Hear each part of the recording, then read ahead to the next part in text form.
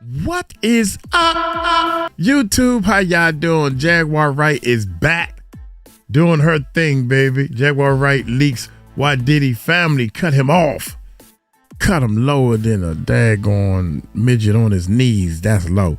Oh, my mother said, that's not nice. You shouldn't say, well, a midget got knees if he's short, right? But if a midget is on his knees, that's very short. That's all. It's just facts. That's all. Anyway, man, y'all hit that subscribe button and hit that bell. Let's check it out, baby. Let's check it out. They're not fighting for their father. They're fighting for their survival. Diddy's children are trying to escape. After years of abuse and control, they have finally had enough. And this time, they're going away for good. Jaguar Wright saw this coming years ago, and she says, Diddy had it coming. And these are children who not only are attached to all of this wealth and privilege, but now they're the children of the devil. It doesn't matter if they've done nothing wrong. They're all going to assume they know something, no matter what they do. They could sit on 1 million charities from here to now, and they will all be known as Diddy's children. That's just like being called Rosemary Baby. They're screwed. Nobody wants anything to do with that. And when it gets to that point, they just shun you. Like I said, what they gonna do? Open up a bunch of wing stops? Diddy has been controlling his kids for years. His sons were implicated and named in horrifying lawsuits against him.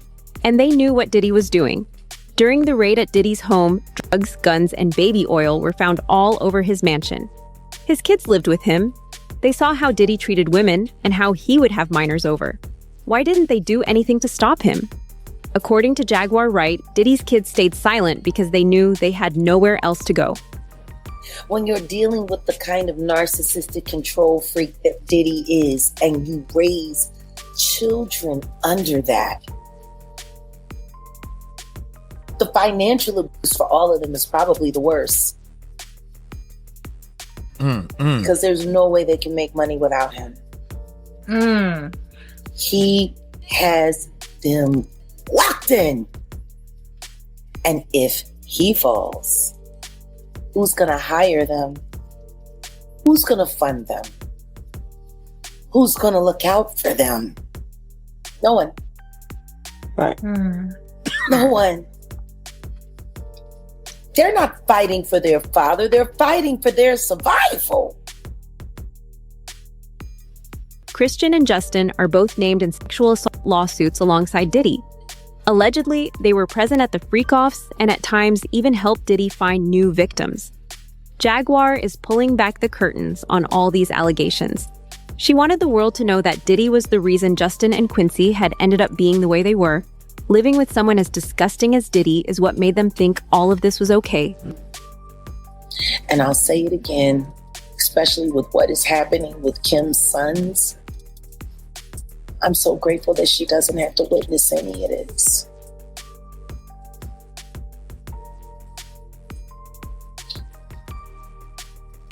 Because this probably would have killed her. Stopping? Anyway, Christian under scrutiny, Quincy being mocked and scorned, the girls now being implicated into home in the SA with their father by a girl who worked the white parties. Like, this is a lot. If Diddy falls, his kids go down with him. No one is going to hire them after this. And it was Diddy's money that they were spending. None of Diddy's kids have successful careers, and they know this. This is why they've been helping Diddy all along. They're outcasts at this point. It WS was all clear from the start that Diddy wasn't working alone. Finding out that the person helping him was his own son, however, was disgusting. And they didn't choose it. They were born into this.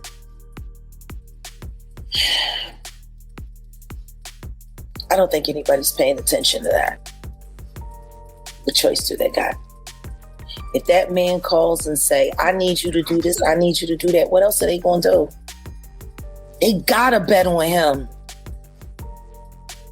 I'm sure they're all praying he makes it, because if not, what are they going to do?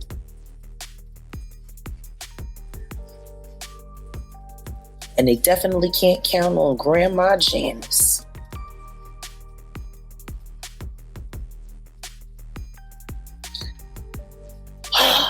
They're screwed. One way or the other, they're screwed. So there's no escape for them. How? Was there escape for OJ's children? Their daddy is the new OJ. And we already know he done it. Like, OJ's kids went through hell. And there was reasonable doubt. We didn't see a video of him doing anything. We didn't see him running around in a towel with a knife, We seen that with the dibbler. Part of the reason that Diddy got such a light sentence was because his kids spoke out for him. During the sentencing, all of Diddy's kids said that their father deserves a second chance and begged for mercy. The judge replied saying, I know it was difficult for you guys, but I think... That ain't why. So if he killed or murdered somebody or off somebody, my daddy needs a second chance. Oh, okay, well, I'll make it lighter. No, that ain't right. That ain't nowhere near why. They gave him the maximum for the daggone penalty that he got. People gonna spend this bull their own way, man. Bullshit. During the My bad, sentencing, y'all. all of Diddy's kids said that their father deserves a second chance and begged for mercy. The judge replied saying, I know it was difficult for you guys, but I thank you. I needed to hear this. All 6 of Diddy's adult children went to the podium and addressed the court. First Quincy, then Justin, then Christian, saying their dad is their superhero. And although he has made mistakes, the man that stands before us today is a changed man. They say he is more patient and remorseful. Christian getting choked up as he spoke. But then his 18-year-old daughter, Jessie, went to the mic. As she sobbed, she begged the judge to give her dad a second chance, saying she lost her mom at a young age and already has experienced so many milestones without her dad. Her sisters, Delilah and Chance, echoing the same sentiment. All of them heavily sobbing into the mic, just saying, please give my dad a second chance. They too reiterating that he is a changed man and that his demeanor is much different. Diddy is only a few feet away from them. He moved his chair so that he could face the podium. He's not crying, but his head is heavy and his hands are in his lap. Delilah telling the judge that she knows what it's like to grow up without a parent and she doesn't want this to happen to her 2-year-old sister, Love. She says every night the toddler asks where her dad is. She then asked the judge to give her dad a second chance, not as a headline, but as a human being. At this point, several of Diddy's attorneys are also wiping away tears. The judge empathetically said, I know this was difficult for you guys, but I thank you. I needed to hear this. The defense then played a 10-minute video highlighting Diddy as a father, a businessman, a philanthropist. Now, another thing I want to know is right before his family spoke, it was his attorney, Nicole Westmoreland, who was on the podium talking about all his accomplishments, how throughout the years, Diddy has gone out of his way to help people and how that's his purpose and calling. And then Nicole Westmoreland broke down. Through tears, she talked about his ascent through the business world, how he started the Sean John clothing company and how he's an inspiration to his community. And then through sobs, she said, he inspired me, and talked about an experience in a speech that touched her that he gave a few years ago at an event. Diddy forced his kids to say this. Even during the trial, Diddy was using his family as a tool to help him pressure the victims. Prosecutors told the judge that Diddy had been in direct contact with the victims, and his family had also been reaching out to them on his behalf. As a result of Diddy pressuring these victims, several of them refused to testify, and one even wrote a letter to the judge saying that Diddy was innocent. Alright, sing that. Happy birthday to Daddy. To Daddy. Happy birthday to Daddy. Happy. Keep going. Happy birthday to Daddy. Keep going, Go. Happy birthday to Daddy. I feel sorry for the kids, man. We love you too. Love you, Pastor. I can't wait to see y'all. Yeah. Can't wait to see y'all. Yes, And I just want to say I'm proud of y'all, especially the girls. I mean, all of y'all, but just for being strong. Thank y'all for being strong, and thank y'all for being by my side and supporting me. I love y'all. I got the best family in the world. my birthday. I'm happy. Thanks to y'all giving me this call. Thank you very much. I love y'all. Jaguar saw all of this coming a mile away. She knew that Diddy was calling the victims and using his family. Diddy made over 200 calls a day while he was behind bars. He wasn't calling his family 200 times. He was calling the victims. These victims even reported Diddy to the police. But Diddy didn't stop. Let me ask you, they looked at Diddy as one, a possible flight risk, but as two, as he could coerce witnesses. With having $75 million at his disposal, isn't that by nature the exact thing that they're worried about? If you have this much money, that you could make this thing, you could probably make people disappear if you really opted to. See, this is the thing. That'll just make more trouble. Why would he make more trouble now? He done already bought off and paid off everybody he possibly could. Have you looked at the indictment? Like, he called some witnesses up to 54 times. Yeah, 200 and how many Angel? 200 something people he tried to reach out to. Like, what are you running, a telethon or a telemarketing agency? Telemarketers don't make that many calls in one day. Or sometimes not even in a week, all depending on you was on that. You down for Diddy? Like, how does that conversation start? Hey, what's up? I really feel bad about that last time I bashed you in the face with a Ciroc bottle. Look, we good? Like, Diddy's kids have no way of making a living without Diddy, and Diddy knows this. He's using them as pawns to do his bidding, and the only reason they're saying yes is because Diddy is all they've got left. and don't get me wrong, I'm not going to sit up there and judge anybody and what they want to do for their parent or their financial provider. I hear you. Because I'm sorry, do any of those children have a means for earning a living outside of the Combs enterprise?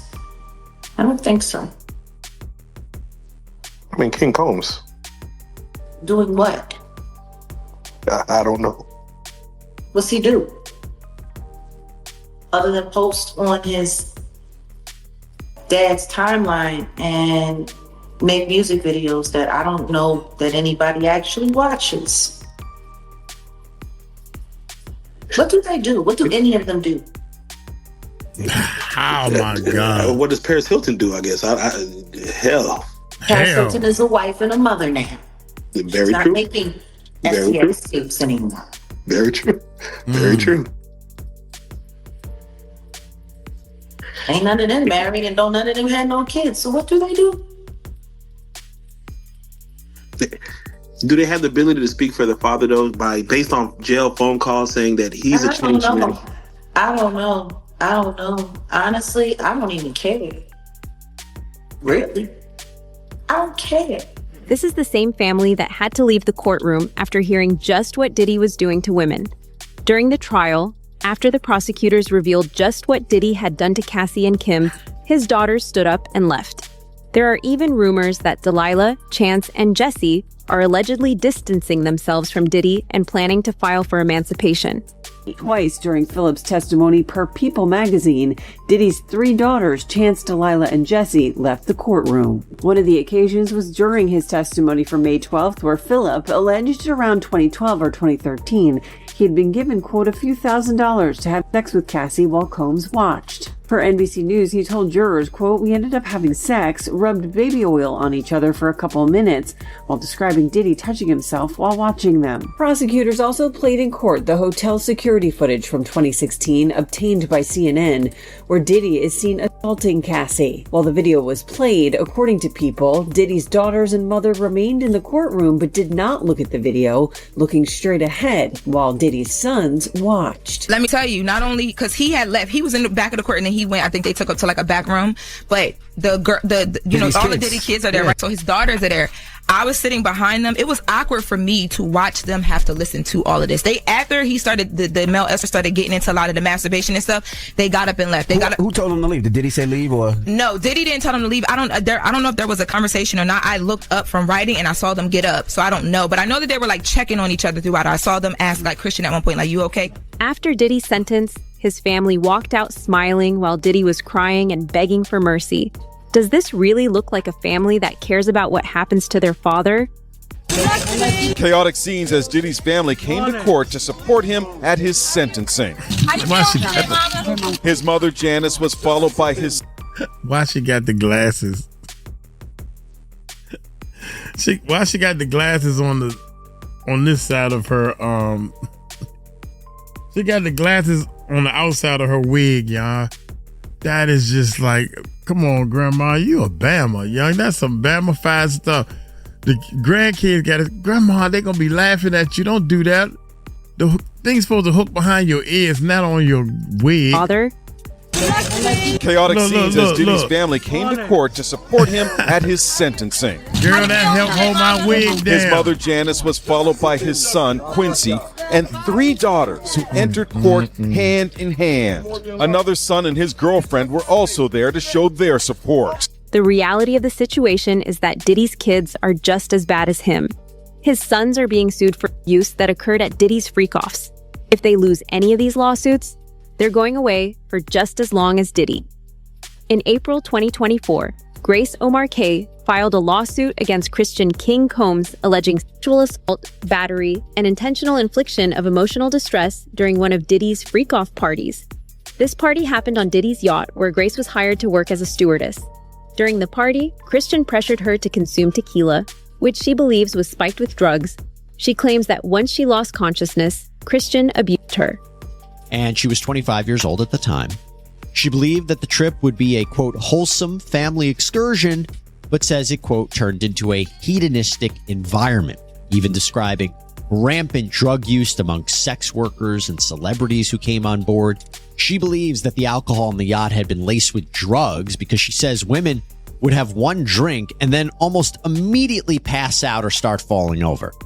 This is, by the way, something that it was also alleged in Jones's lawsuit that Combs would spike the drinks of different people.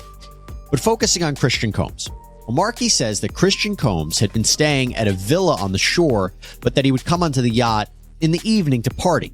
And on December 28, 2022, Christian reportedly arrived very intoxicated and then proceeded to pressure Markey to take shots of tequila. She did. Christian allegedly tried to get her to drink more in the yacht's makeshift studio. Markey alleges that Christian kissed her neck, kissed her face, as he groped her legs, breasts, and private areas. 50 Cent said the same thing. In his letter to the judge before Diddy's sentencing, 50 warned everyone of what Diddy was going to do once he got out. In his open letter, 50 Cent described his long-standing feud with Diddy, calling him very dangerous, and claiming that he had feared for what Diddy might do to him. Near the end of the letter, 50 said Diddy's sons were involved in the same crimes. And if Diddy was let out, they would all return to doing the same things again. Judge Submaranian. Now, he posts this as a text message. I don't know if this was a text message to his lawyer, where maybe he was instructing his lawyer to write this letter to the judge. If you don't know, the judge is accepting letters in the case of the sentencing of Sean P. Diddy Combs, who's set to be sentenced tomorrow. And 50 Cent decided to write his letter to the judge as well. If you don't know, at this point, I think it's abundantly clear that 50 Cent is the baby father of the child that belongs to not only 50, but the woman that is identified as Jane Doe. That woman, I think we now know, is Daphne Joy. So Daphne Joy's baby daddy is 50 Cent. So maybe there's a reason and there's some relevance here for 50 to have somewhat of a letter being sent to the judge. Why? Well, one of the two victims, or the main two victims, which is victim one, we all know is Cassie, but victim two is known as Daphne Joy. Who's Daphne Joy's baby father? 50 Cent. So he writes a letter and he says, "Dear Judge Submaranian, I've had an ongoing dispute with Puffy for over 20 years. He's very dangerous. Multiple times I have feared for my life. I think you should consider the safety of the general public, Your Honor, before unleashing him upon them. There hasn't been enough time for him to reform or make any adjustments, despite his trying to teach a class in there. This is how you know he actually wrote this. This is bad grammar. Despite him trying to teach a class in there. As you're already aware, the government has spent maximum amount of money on deploying federal agencies, which appear to be an army, in 2 locations simultaneously. Later, his sons, who's dealing with his own R-word allegations, claimed that the feds had hit the wrong house. Anyway, Diddy's only going to return to hiring more male sex workers and keep most of the baby oil away from the general public, and babies need it. My Netflix doc on this scandalous subject is coming soon. Now Diddy is on his way to Fort Dix, a low-security prison in New Jersey. The first day that Diddy was here, a photo of him leaked. This is the first picture of Diddy we've seen since the trial began, and it shows him walking in the courtyard with a white beard. Sean Diddy Combs was transferred to the federal prison at Fort Dix, New Jersey yesterday, where he will start to serve the rest of his 50-month sentence. Combs had been held at a detention center in Brooklyn. He was convicted in July on 2 counts of interstate prostitution. Combs is slated to be released in May of 2028, but could be released earlier for good behavior. Jaguar Wright and Gene Deal have both revealed exactly why Diddy wanted to go to Fort Dix. His lawyers specifically requested Fort Dix, claiming that it is close to New York and Diddy wants his family to visit. The real reason Diddy picked Fort Dix, however, is because it is a low-security prison and because of the drug program it offers. Fort Dix offers inmates the option of joining the RDAP program. The RDAP is an intensive 500-hour, 9-month substance abuse treatment program for inmates. Completing it could entitle Combs to as much as a full year's early release from behind bars. A lot of people look at it like this hasn't affected his pockets technically as far as just on the status level. It's affected his pockets. It's just left him. He's still got enough to play with. A lot to play with. I mean. Yeah, for now. For now. They want him to go to New Jersey. They want him to go to Fort Dix, one of the weakest guarded federal penitentiaries in the United States. I know Fort Dix. It's a real nice place to take somebody. So when they finally get to go outside out in the yard, they can just get somebody to come and extract them right up out of there. You can leave and you don't have to worry about ever being held accountable. See, I'm not dumb. I ain't nobody's fool. People like being fooled these days. People like being lied to. They want to believe in the land of make-believe. They said sorry, and now we can all go home and have ice cream. Damn. So he got off like a fat rat in a cheese factory. But for a dude like Diddy going to jail and spending all that time, you know, I'm not saying it's going to be rough or nothing like that, because his former president of Bad Boy, Kirk Burrows, went to federal jail. You understand? Lil' Kim went to federal jail. So, you know, because the type of dude he is, you know, he'll make it, he'll be all right. And plus they gonna send him to a camp, bruh. He'll be in somebody camp or somebody dormitory, whereas that it'll be real light for him. So, you know, he'll see the streets back again in 24 months. He'll be out within 2 years. It seems like a lot saying 50 months and everything like that, but it's not really a lot. Not at all, bro. It's not a lot at all. Ever since Diddy got sentenced, Jaguar Wright has been saying the same thing. This is not the end. There are more victims. Even as she stood outside the courthouse, Jaguar repeated the same thing to anyone willing to listen. There are still voices that need to be heard, and it's not just Diddy. The industry is filled with monsters, and they need to be arrested. This case that happened in the R. Kelly case, because if that had been properly addressed, this would have been addressed back then. These people have been working together, all in cahoots for all of this time, and it needs all be addressed. I'm glad it's not just me anymore. I'm glad it's someone else. I'm glad there are other people who need to be heard. I'll be sure. I'm glad they're hearing him, Cassie. I'm glad they're hearing her. Kim Porter. Through, I'll be sure. I'm glad. Natanya Rubin, I'm glad.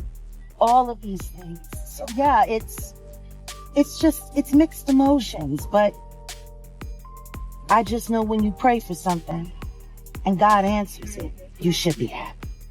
Diddy spoke to the judge before sentencing, and it sounded like he was taking accountability. Accountability for what? Same kind of There she accountability he took after he told everybody Cassie was lying on him, and then he got popped on my birthday when the video came out on CNN. And then he had to come back and do the whack-a-doodle-doo. Yeah, I guess accountability for what he got caught for. How does now nobody not see that the apology he gave for Cassie after he called her a liar for months and said that it wasn't true, she was making it all up? How does nobody not see that they're the same apology?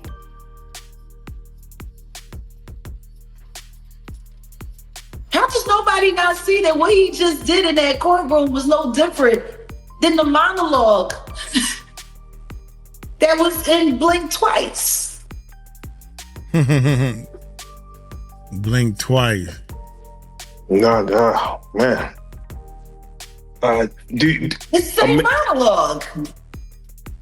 Does it account for anything, though, that he started to feel sorry for his actions? Sorry for his actions?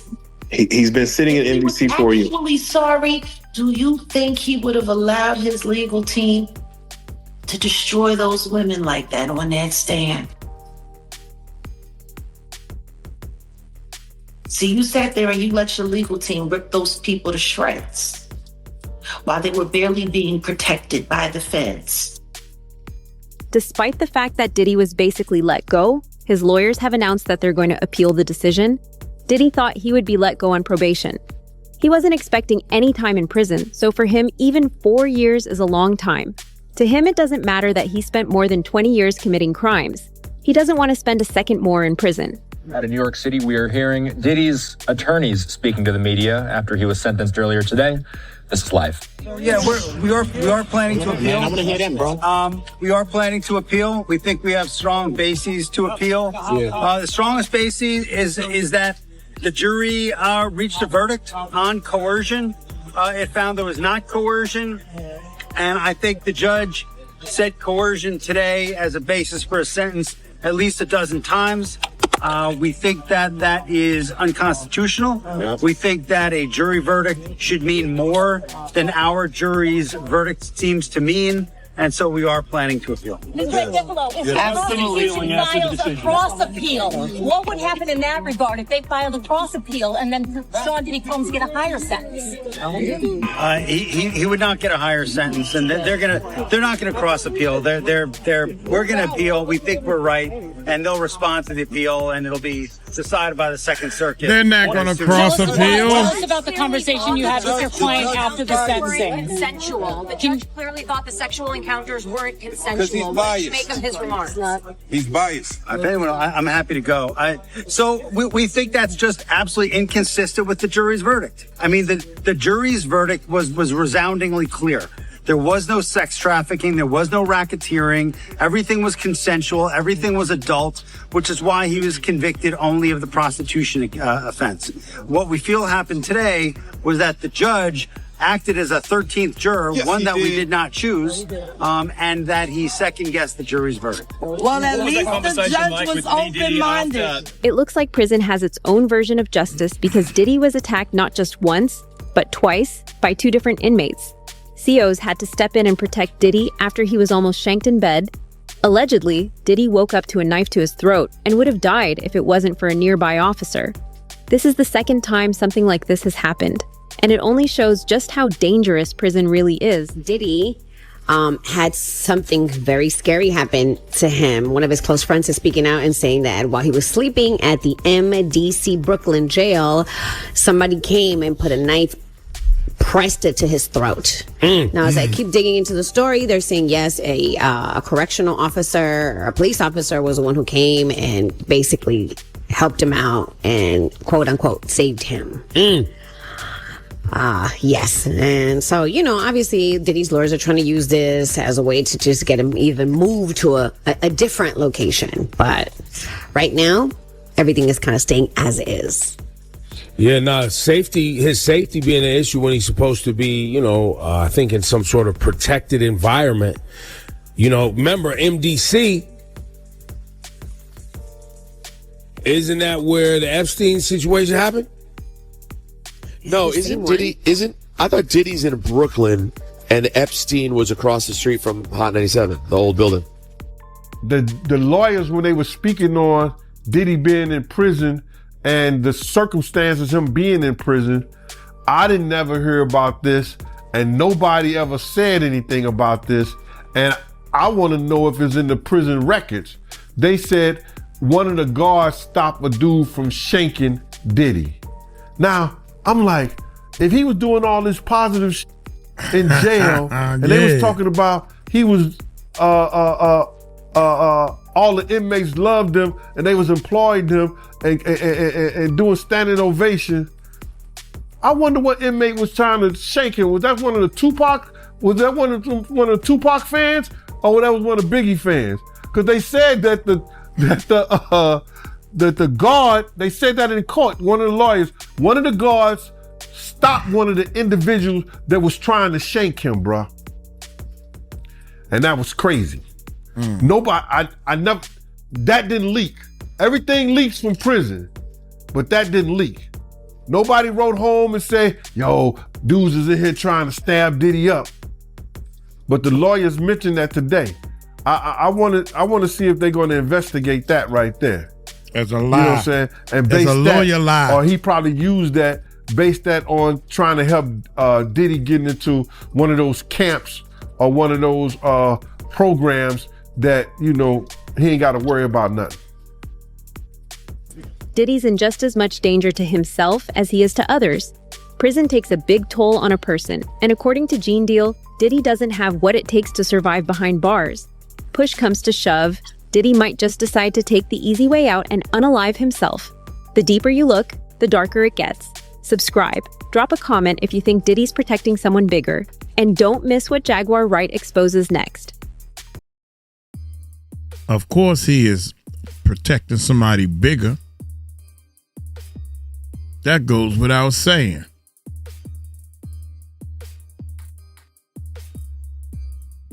I think Diddy gonna have some more cases on him. 80 civil?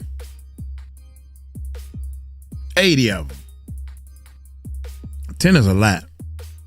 80 is a hell of a lot.